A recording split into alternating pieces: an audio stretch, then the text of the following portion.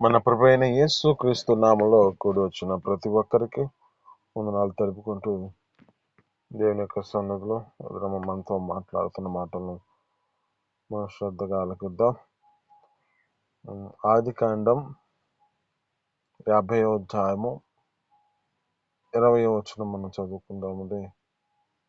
ఆదికాండం 50వ అధ్యాయము 20వ వచనం.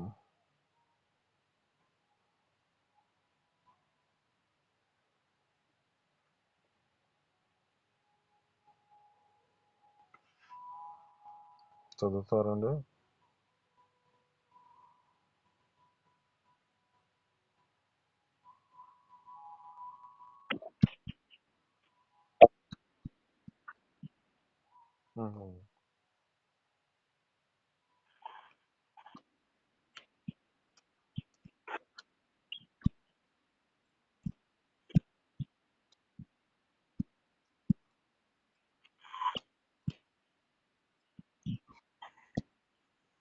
ఇక్కడ ఉన్న మాటల్లో మనం జ్ఞాపకం చేసుకుంటే, ఇక్కడ ఈ యొక్క వ్యక్తి ఎవరో మనకు తెలుసు కదా. ఈ యొక్క వ్యక్తి యోసేపు గారు. యోసేపు యొక్క జీవితంలో జ్ఞాపకం చేసుకుంటే, తన సహోదరుల గురించి అతడు ఇక ఉద్దేశించి మాట్లాడుతున్న మాటలు ఇవి. ఏమని మాట్లాడుతున్నాడంటే, కీడు తలంచారు కానీ దేవుడు నా స్థితిని బట్టి నన్ను ఒక మేలుకరమైన వారిగా నన్ను దేవుడు మార్చాడు. మీరు చేశారు నాకు కీడు అని నేను అనుకోవట్లేదు, కానీ ఆ మేలు కొరకే దేవుడు నన్ను ఈ విధమైన స్థితిలోకి తీసుకొచ్చాడని నేను భావిస్తున్నాను అంటున్నాడు. అయితే ఇక్కడ ఈ మాటలో జ్ఞాపకం చేసుకుంటే, మనుషుల యొక్క జీవితాల్లో చేసే ప్రతి కీడును బట్టి వారి యొక్క కీడును తలంచిన దేవుని యొక్క ప్రణాళిక ఆయన మన పట్ల ఏమిటంటే, మనల్ని ఏ కాడికి మనల్ని ఆశీర్వదించాలని, మనల్ని ఏ కాడికి మన యొక్క జీవితాలను బట్టి మేలుకరమైన స్థితిని కలగ చేయాలని దేవుడు ఉద్దేశిస్తూ ఉంటాడు. అంటే ఒక మాట జ్ఞాపకం చేసుకుంటే, బాలాకు అనే ఒక వ్యక్తి ఉన్నాడు. ఆ బాలాకు అనే వ్యక్తి ఏం చేయమంటున్నాడంటే, బిలాముని నీవు ఇశ్రాయేలు ప్రజలను శపించాలి, ఇశ్రాయేలు ప్రజలని నీవు ఈ విధమైన స్థితిలో వారిని నీ యొక్క మాట చేత వారిని శపించే విధముగా నీవు శపిస్తే వారు శపించబడతారు కనుక నీవు వారిని శపించు అంటున్నాడు. కానీ దేవుని యొక్క ప్రణాళిక ఏమిటంటే వారిని ఆశీర్వదించాలని, ఇశ్రాయేలు ప్రజల యొక్క జీవితాలను బట్టి ఇశ్రాయేలు ప్రజలని ఒక ఆశీర్వాదకరమైన వారిగా మార్చాలనే దేవుని ఉద్దేశం. మనుషులు కీడు చేయాలని ఆలోచన చేత ఉన్నా దేవుని యొక్క ప్రణాళిక ఏమిటంటే, దేవుడు మన పట్ల మేలే తలంచుతూ ఉన్నాడు. అయితే ఇక్కడ ఈ యొక్క వ్యక్తి యొక్క జీవితంలో మేలుకరమైన స్థితిలోనికి రావాలంటే ఏమేమి కలిగి ఉన్న స్థితులు కనబడుతున్నాయో ఇతని యొక్క వ్యక్తిగతమైన జీవితాన్ని మనం గుర్తు చేసుకుందాం. మొదటిగా మనం జ్ఞాపకం చేసుకుంటే, ఇతని యొక్క జీవితంలో దేవుని యొక్క దర్శనాన్ని పొందుకున్న వ్యక్తి, దేవుని యొక్క సన్నిధిలో తన జీవితంలో జ్ఞాపకం చేసుకుంటే కళలు కంటున్న వ్యక్తిగా కనపడతాడు ఈ వ్యక్తి. అయితే మనం ఏం చేయబడాలంటే, ఒకటి మన జీవితాలలో దేవుని యొక్క దర్శనాన్ని ఏమాత్రం తక్కువ చేయకూడదు. దేవుడు మనకిచ్చిన ఒక కళని చాలా జాగ్రత్తగా దాన్ని మనం గమనించాలి. అది ఏ విధమైన స్థితిలో మన జీవితాలు కలుగుతూ ఉంటాయి అంటే 2 విధాలుగా ఉంటాయి ఆ దర్శనముల యొక్క జీవితాలను బట్టి. ఆ దర్శనం మనం ముందుగా చూపించేది ఎందుకంటే జరగబోయే వాటిని చూపిస్తాడు. ఆ జరగబోయే వాటిని యొక్క జీవితాలు మనకి ఎందుకు ఏ విధమైన స్థితిలోకి వస్తున్నాయో అంటే అది కీడ మేల అని మన జీవితాల్లో భావిస్తే, అది కీడైతే మనం ప్రార్థన చేస్తే అది తొలగించబడుతుంది, మేలైతే దానిని జరిగించడానికి కార్యం జరిగించబడడానికి కారణమవుతుంది. అయితే ఇక్కడ మనం ఏం చేయబడాలంటే ఏ మాత్రము ఆ దర్శనాన్ని మనం తక్కువ చేయకూడదు. మనకిచ్చిన కాలభావం యొక్క కళ కానీ, మనకిచ్చిన యొక్క దర్శనాల్లో ఏ విధమైన స్థితిలో ఉండాలంటే దేవుని యొక్క సన్నిధిలో ఏ మాత్రము దానిని మనం నిర్లక్ష్యపరచుకోకూడదు. ఒక నిరీక్షణతో కొనసాగించబడాలి. ప్రతి మనిషితో దేవుడు మాట్లాడే ప్రణాళిక ఏమిటంటే ప్రతి ఒక్క స్థితిని బట్టి ఒక్కొక్క సమయంలో దేవుడు దర్శన రూపంలో చూస్తాడు. అది ఎంతో భాగ్యం, ఎంతో ధన్యత. అది ఇచ్చిన వారి యొక్క జీవితాలను బట్టి అది గొప్ప మేలే. ఎందుకంటే ఆ జరగబోయే వాటి గురించి ముందుగా మనకు తెలియజేస్తూ ఉంటాడు. దేవుడి కృప నాకు కూడా అలాంటిది ఒక దర్శనాన్ని నాకు ఇచ్చాడు. ఒక స్థితిని బట్టి జ్ఞాపకం చేసుకుంటే ఒక కుటుంబానికి అపాయం వస్తున్న స్థితిలో దర్శనం నాకు చూపిస్తున్నాడు. నాకు తెలియని స్థితిని బట్టి నాకు అప్పుడు ప్రార్థన అనుభవం ఎక్కువ లేదు. అప్పుడే ప్రార్థనలోకి వచ్చిన వాడిని. ఆ స్థితిని బట్టి జ్ఞాపకం చేసుకుంటే నాకు ప్రార్థన చేయటం అంటే ఇక దాని గురించి తెలియదు. ఆ ప్రార్థన చేయాలనే మనస్సు నాకు తెలియదు. కానీ నేనేం చేశానంటే అది చూస్తే ఏదోలే అనుకున్నా కానీ ఆ యొక్క దర్శనం చూస్తే ఆ తెల్లారిన తర్వాత ఆ విధమైన స్థితిలోనికి ఎలాగొచ్చిందంటే ఆ కీడు జరిగించబడుతుంది వారి మీద. ఆ కీడు వారి మీదకి వస్తున్న పరిస్థితి, ప్రాణాపాయ పరిస్థితి వచ్చింది. వారింట్లో వారి యొక్క జీవితాల్లో జ్ఞాపకం చేసుకుంటే ఆ కుటుంబంలో ఏ పరిస్థితికి వచ్చిందంటే వారు ఆ కాల్చుకునే పరిస్థితి, ఆ విధమైన స్థితిలో అంటే ఈ నిప్పంటించుకున్న పరిస్థితి కనపడింది. అదే స్థితిని బట్టి జ్ఞాపకం చేసుకుంటే అపాయకరమైన పరిస్థితికి వచ్చారు. కానీ దేవుని కృప వారిని ఏమాత్రము హాని చేయలేదు. ఇప్పటికీ బ్రతికున్నారు. అయితే ఇక్కడ ఏం చేయబడాలంటే మన జీవితాల్లో ఒక దర్శనం మనకు చూపించాడంటే ఆ దర్శనం నిమిత్తము అది కీడే కానీ అది మేలే కానీ మనం ఏం చేయాలంటే దాని గురించి మనం ప్రార్థన చేయాలి. ప్రార్థన చేసినప్పుడు దేవుడు అది కీడుగా ఉన్నదాన్నేమో మేలుకరమైన స్థితికి తీసుకొస్తాడు అంతే. మేలుకరమైనదైతే అది నీ జీవితంలో జరిగించబడడానికి అది కారణమవుతుంది. నువ్వు ఏ విషయంలో అయితే నీవు దర్శనాన్ని పొందుకున్నావో ఆ విషయంలో నువ్వు ఏం చేయాలంటే ప్రార్థించేవాడిగా ఉండాలి. ఈ యొక్క వ్యక్తి యొక్క జీవితంలో జ్ఞాపకం చేసుకుంటే ఇతని యొక్క స్థితిని గుర్తు చేసుకుంటే ఇతడు దర్శనాన్ని పొందుకున్న వ్యక్తిగా కనపడతాడు. అలాగే దర్శనం వచ్చిన వారి జీవితాలలో కూడా ఈ దర్శనం యొక్క భావం చెప్పే విధమైన స్థితిలోకి మార్చగలిగిన వాడిగా ఉంటాడు. ఇతని యొక్క జీవితంలో జ్ఞాపకం చేసుకుంటే ఏమేం చేయబడాలంటే కళలు కంటాడు, కళలని వాటికి వివరించేవాడిగా, అంటే కళల యొక్క జీవితాలలో ఎవరి యొక్క స్థితిలో ఎలాంటి కళలు వస్తే వారికి ఆ బోధించేవాడిగా కనపడుతున్నాడు. ఇతని జీవితంలో జ్ఞాపకం చేసుకుంటే ఈ యొక్క స్థితిని బట్టి ఈ యొక్క దర్శనమును బట్టి ఇతనిలో ఒక గొప్ప మేలుకరమైన స్థితికి తీసుకెళ్ళినట్లుగా కనపడుతుంది. ఇతను మూడు సార్ల అంటే అతనితో కలిపి 4 సార్లు చెప్పినట్లుగా కనబడతాడు. అంటే ఇతని దర్శనం గురించి చెబుతాడు. అలాగే ఇద్దరు వ్యక్తులు చెరసాల్లో ఉన్నప్పుడు వారిద్దరికి చెబుతూ ఉంటాడు. అలాగే ఆ యొక్క ఫరో రాజు గారికి కూడా ఆ యొక్క కళకు భావాన్ని చెప్పే విధమైన స్థితిలోనికి వచ్చిన వాడిగా కనపడతాడు. అంటే ఈ మొదటి యొక్క దర్శనంలో జ్ఞాపకం చేసుకుంటే ఇతని యొక్క జీవితంలో ఏం చెబుతాడు? తల్లిదండ్రుల యొక్క పనులు, అలాగే తనకు కలిగిన తమ్ముళ్ళు అన్నదలు కలిగిన ఆ యొక్క స్థితిని బట్టి మీ పనులు నాకు నమస్కరిస్తున్నాయి అని చెబుతూ ఉన్నప్పుడు ఏం చేయబడ్డారంటే సహోదరులు అతని మీద అసూయపడిరి అంటుంది. పగబట్టిరి అంటది. పగబట్టిరి, మరింత పగబట్టిరి, అసూయపడిరి అని 3 సంభాషణలు వస్తూ ఉంటాయి. అంటే ఈ విధమైన స్థితిలో జ్ఞాపకం చేసుకుంటే ఇతనికి కలిగిన దర్శనం గురించి ఇతనికి తెలుసు. నా దేవుడు నన్ను ఒక దినం నిలబెడతాడు, నాకు వీరు నమస్కరిస్తారు అని చెప్పి ఆ దర్శనం గురించి తెలుసు ఆయనకి. మనం జ్ఞాపకం చేసుకుంటే ఇతను ఆ యొక్క స్థితిని బట్టి ఒక ప్రాంతంలో ఆ ఫరో రాజు ఎదుట తన యొక్క జీవితంలో ఆ యొక్క స్థితిని బట్టి ఆ ధనము మీదగా ఒక అధికారిగా ఆ ప్రదేశంలో కనపడుతున్నప్పుడు వీరి యొక్క తమ్ముళ్ళు వచ్చినప్పుడు ఆ యొక్క దర్శనాన్ని గుర్తు చేసుకుంటే ఆనందించేవాడిగా కనపడతాడు. అయితే ఇక్కడ మన యొక్క జీవితాల్లో మొదటిగా మన జీవితాల్లో జ్ఞాపకం చేసుకుంటే మనుషులు మన జీవితాల్లో ఏం చేస్తారంటే కీడును తలాంచుతారు, కానీ దేవుడు మాత్రం ప్రత్యేకమైన మేలు చేత మనల్ని నింపుతాడు.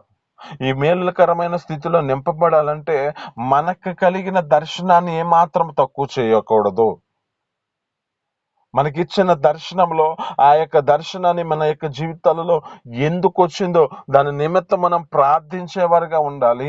ఆ ప్రార్థనలో మన జీవితాల్లో జ్ఞాపకం చేసుకుంటే అలాగే ఆ యొక్క నిరీక్షణతో కొనసాగించబడాలి. నాకు జరిగిన ఇంకో సందర్భం బట్టి చూడండి, నేను ఆత్మ సంబంధంగా ఆలోచించలేని పరిస్థితి, శరీర సంబంధంగా ఆలోచిస్తున్న పరిస్థితి. నాకు చూపించిన ఒక వెహికల్ని ఆ వెహికల్లో జ్ఞాపకం చేసుకుంటే ఏ విధమైన స్థితిలో ఉన్నదంటే 7 గేర్లు ఉన్నాయి దానికి. నేను ఆ యొక్క బండిని ఇస్తున్నాళ్లే, కొత్త బండి ఇస్తున్నాళ్లే అనుకుంటా ఉన్నా. 2014 సమయంలో ఆ యొక్క దర్శనం గురించి అనుకుంటూ ఉన్న స్థితి. నేను ఎదురు చూస్తున్న ఒక గొప్ప నిరీక్షణతో దేవుని యొక్క ప్రణాళికను బట్టి దేవుడి యొక్క 2025 డిసెంబర్కి వచ్చేలకి ఆ దర్శనంలో ఉన్న భావాన్ని నాకు చూపించిన స్థితి కనపడుతుంది. ఏమిటంటే ఈ దర్శనంలో నేను ఈ విధమైన స్థితిలో కారులో కూర్చొని ఆ 7 గేర్లకు నిదర్శనం ఏమిటంటే 7 అంతల ఆత్మను నాకు అనుగ్రహించి ఒక జ్ఞానం చేత మిమ్మల్తో నింపి ఆయన సన్నిధిలో మీ వాక్కులను బోధించే విధమైన స్థితిలోనికి నాకు తీసుకొచ్చాడు. అంటే నేను దర్శనాన్ని పొందుకున్న దర్శనము అంటే మనుషుల యొక్క జీవితాల్లో ఏం చూస్తూ ఉంటారు, లోక సంబంధంగా ఆలోచిస్తాం మనం మన యొక్క జీవితాల్లో. కానీ దేవుని యొక్క స్థితిని బట్టి దేవుడు మన కొరకు ఒక ఆత్మ సంబంధమైన వరముల చేత మనం నిలుపుతాడు. ఆమేన్, హల్లెలూయా. ఇప్పటికీ మీతో చెప్తున్నానంటే ఈ మాటల్లో జ్ఞాపకం చేసుకుంటే ఈ కారులో ఈ యొక్క వెహికల్లో ఆ కారులో కూర్చున్నప్పుడు మీతో మాట్లాడడానికి, 7 అంతల ఆత్మను అనుగ్రహించి మీతో మాట్లాడడానికి నాకు ఈ విధమైన స్థితిలో అవకాశం ఇచ్చాడు. ఆమేన్, హల్లెలూయా.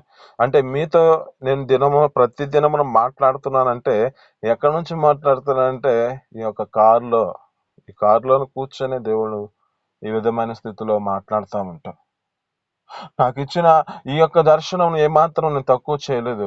ఈ దర్శనంలో ఏమాత్రం దాన్ని నిర్లక్ష్యపరచుకోలేదు. కానీ కాకపోతే శరీర సంబంధంగా ఆలోచించాను, కానీ దేవుడు తన ప్రణాళిక ఒక ఆత్మ సంబంధమైన వరంగా నాకు అనుగ్రహించాడు. ఆమేన్, హల్లెలూయా. ఇలా ఈ యొక్క సన్నిధిలో మీతో ప్రకటన చేస్తున్నానంటే నేను కూర్చున్న ఈ యొక్క వెహికల్ నుంచి ఈ యొక్క స్థితిని బట్టి నేను మీతో మాట్లాడుతూనే ఉన్నా. ఈ యొక్క వెహికల్ లేనప్పుడల్లా నాకు బాధ కలుగుతూ ఉండిద్ది. బండి లేనప్పుడల్లా నాకు ఇంక ఎలా వాక్యం చెప్పాలా అనిపిస్తూ ఉండిద్ది. కానీ దేవుని యొక్క సన్నిధిలో నాకు ఇచ్చిన ఈ యొక్క దర్శనంలో ఏమాత్రము ఈ యొక్క నేను స్థితిని బట్టి నాకు ఇచ్చిన ఈ యొక్క మాటలను బట్టి నేను తక్కువ చేయకుండా దాన్ని కొనసాగించాలని ఆశచేత నింపబడుతూ ఉన్నాను. అయితే ఇక్కడ మనం జ్ఞాపకం చేసుకుంటే యేసేపు గారి యొక్క జీవితంలో దర్శనాన్ని ఏమాత్రం తక్కువ చేయలేదు. అతనికి కలిగిన దర్శనం చేతనే నింపబడి ఏ పరిస్థితుల్లో ఉన్నాడో కనపడుతుంది. అయితే ధనవంతుతో మాట్లాడుతున్న మాటలను బట్టి మనకిచ్చిన దర్శనంలో దేవుడిచ్చిన దర్శనము కొంచెం ఆలస్యం అవుతుంది. ఆలస్యం అయింది కానీ తప్పక అది నెరవేర్చబడుతుంది. ఆమేన్, హల్లెలూయా. నా జీవితంలో జరిగిన ఈ యొక్క 2014లో వచ్చిన దర్శనాన్ని 2025కి అంటే దగ్గర దగ్గర 11 సంవత్సరాలు దేవుడు ఆ విధమైన స్థితిలో తీసుకొచ్చాడు. ఈ పరిస్థితిని బట్టి జ్ఞాపకం చేసుకుంటే ఈ యొక్క దర్శనంలో కొన్ని సమస్యలను ఎదుర్కొంటున్న పరిస్థితి, కొంచెం బాధాకరమైన పరిస్థితి. కానీ ఏమాత్రము ఆ యొక్క స్థితిని బట్టి దర్శనాన్ని ఏమాత్రం తక్కువ చేయకూడదు. దేవుని యొక్క ప్రణాళిక ఆయన మన కొరకు వాగ్దానం చేశారంటే ఆ వాగ్దానం పట్ల నెరవేర్చగలిగిన దేవుడు, మనం నమ్ముకున్న దేవుడు మన ప్రభు అయిన యేసుక్రీస్తు. దేవుని వాగ్దానం కోసం మనం ఏం చేయబడాలంటే సహనంతో ఎదురు చూస్తూనే నడిపించబడాలి. ఎందుకో దేవుడు అది మన యొక్క జీవితాల్లో జరిగించాలని ఆశపడుతున్నాడు. ఎందుకో కొన్ని వాటిని కీడులు ఎందుకు వస్తున్నాయో చూసి వాటిని మనం ఏ విధమైన స్థితిలోకి రావంటే ప్రార్థించే మనసు చేత మనం నింపబడిన వారిగా మార్చబడాలి. ఇతనిలో ఇంకొక అనుభవాన్ని చెప్పుకుంటూ ముగించుకుందామండి. ఆ రెండవ అనుభవం ఏమిటంటే ఇతనిలో ద్వేషాన్ని కూడా ప్రేమతో జయించిన వాడిగా కనబడతాడు. అది కదా ఆ మాట అంటున్నాడు, మీరు కీడు తలంచారు కానీ దేవుడు నా పట్ల అద్భుత రీతిగా నన్ను ఏర్పరచుకున్నాడు అంటున్నాడు. మీరు నాకు కీడు ఉద్దేశించారు కానీ దేవుడు నా పట్ల ఒక ఉన్నతమైన స్థితిని తీసుకొచ్చాడు, నాకు ఒక మేలును చేశాడు. మనుషులు తిరస్కరిస్తారు కానీ అతడి జీవితంలో ఏ విధమైన స్థితికి వచ్చారంటే తన అన్నలు ఏం చేశారంటే తనని త్రోసివేసిన స్థితి, గుంటలో పడివేసిన స్థితి, అతన్ని ద్వేషించిన పరిస్థితి, అతని యొక్క జీవితంలో ఏ పరిస్థితికి వచ్చాడో ఆ విధమైన స్థితిలో కనబడితే ప్రతి మనిషి అక్కడ వారు తనకు కలిగిన సహోదరులందరూ ద్వేషించి తనను కుంటలో త్రోసివేసిన పరిస్థితి. కానీ వారిని ఏమాత్రం ద్వేషించలేదు, ప్రేమతో తన జీవితంలో జయించిన వాడిగా కనపడుతున్నారు. ఈ మాటలో మన యొక్క జీవితాల్లో అర్థం చేసుకుందాం. లోకల్లో మనుషుల యొక్క జీవితాలు ద్వేషిస్తూనే ఉంటారు. లోకంలో మనుషులు మన జీవితాల్లో ఏదో ఒక నిందన వేస్తూనే ఉంటారు. లోకంలో మనుషుల యొక్క జీవితాలు మనల్ని ఏదో దానికి అప్పగించడానికి చూస్తూ ఉంటారు, లోక సంబంధమైన వాటిలోనికి. అయినా నువ్వేమాత్రము చెల్లించవు, ఏమాత్రము నీ జీవితంలో ద్వేషించవద్దు. వారిని ప్రేమతో జయించే విధంగా నువ్వు మార్చబడాలి. అందుకనే అంటాడు, మీరు మీ యొక్క జీవితాల్లో నా పేరిట మీరు నా యొక్క జీవితాలు మీరు పొందుకున్న స్థితిని బట్టి మిమ్మల్ని అనేకులు మిమ్మల్ని ద్వేషిస్తారు, అయితే మీరు ఏం చేయాలంటే సంతోషించి ఆనందించండి అంటారు. ఇక్కడ జ్ఞాపకం చేసుకుంటే యేసేపు గారి యొక్క అనుభవం, రెండో అనుభవం ఏమిటంటే ద్వేషించిన కానీ తనతో ప్రేమతో జయించిన వాడిగా కనపడుతున్నాడు. తన స్థితిని గుర్తు చేసుకుంటే గుంటలతోనే పడిన పరిస్థితి, ఈ లోకంలో ఉన్న మనుషుల యొక్క జీవితాలు ఏదో ఒక దానికి అప్పగించిన పరిస్థితులే కనపడతాయి. కానీ ఏమాత్రం వాడిని మనం ద్వేషించొద్దు. వీడు నాకు ఇది చేశాడే, ఈ విధమైన స్థితిలో చేశాడే, వీడికి నేను కూడా ఏదో ఒకటి చేయాలి అనే ఆలోచన మనకొద్దు. సమస్తం చేయగలిగిన దేవుడు మన ప్రభు అయిన యేసుక్రీస్తున్నాడు కనుక ఆయన జీవితానికి మనం అంటే ఆయనకి అప్పగించుకుందాం, ఆయన సంకల్పానికి. అయితే మన జీవితాలు మాత్రం ప్రేమతో మన జీవితాలను మనం కలిగి ఉందాం. ప్రతి విషయంలో జయించగలిగే శక్తిని మనకు దేవుడు ఇస్తాడు. మనుషులు తిరస్కరించిన దేవుడు విడిచిపెట్టే దేవుడు కాదు.